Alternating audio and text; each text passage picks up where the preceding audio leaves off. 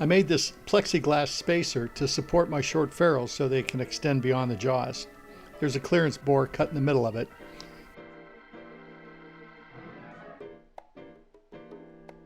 And here's a 1/2-inch ferrule blank that I parted off on my lathe. More about the blue line later. I just tighten up the chuck and fire up the program. The cutter rapids over and ramps down to rough in the 3/8 locating diameter that's 100th thou deep. Then it takes a finish cut. From there it ramps down to rough the 5/16 tap hole.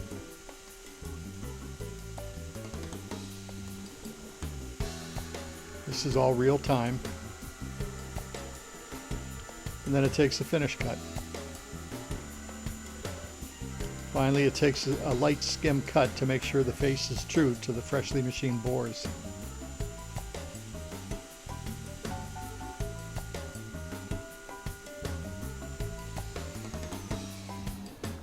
And that's the finished ferrule blank, ready to be threaded.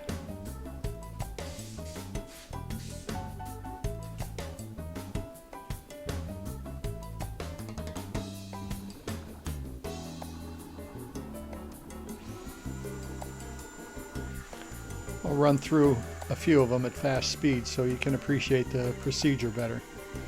Yeah, I can do these on a lathe, and I have done so for many years. But this way, everyone comes out exactly like the first. The sizes are perfect. I don't have to waste time checking each one and sneaking up on a finished cut. All the counterbores are identical. Everything is so consistent. It makes turning tenons a breeze because they can all be the same.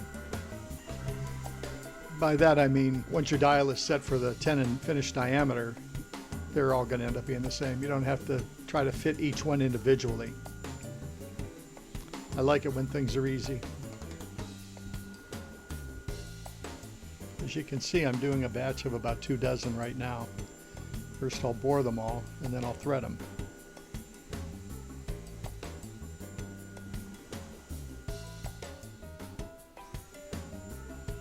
Now that they're all bored, I can begin the threading process. Again, this is speeded up. You've seen this before in the other videos. This is more about the, I guess you could say, the production aspect of making ferrules.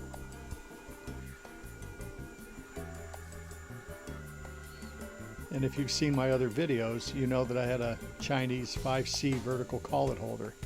Well, I switched to a Chinese 3-jaw chuck. It's more accurate and will accommodate any oddball diameter. Plus it's shorter and my vertical clearance can be an issue. See, this is just like piecework.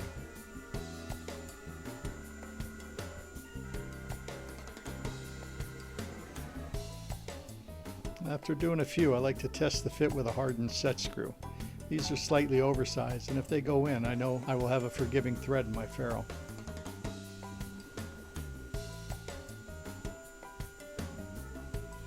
As for the blue line, I draw one on each ferrule blank, and when I install it in the chuck, I eyeball the line so it's centered between the 2 jaws nearest me. It's just a reference so the blank can be reinstalled almost exactly the same every time.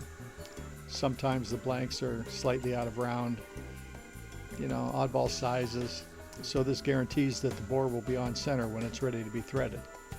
It's a little thing, but it's worth the extra effort. There's a little close-up view of the threading. You can see the blue line on the right side of the ferrule. And if you notice, I take a rough cut on the threads and then a light tooth-out finish cut.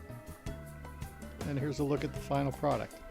Plenty of counterbore to align the ferrule accurately. Nice clean threads that exit smoothly from the far side of the ferrule. Ready to install.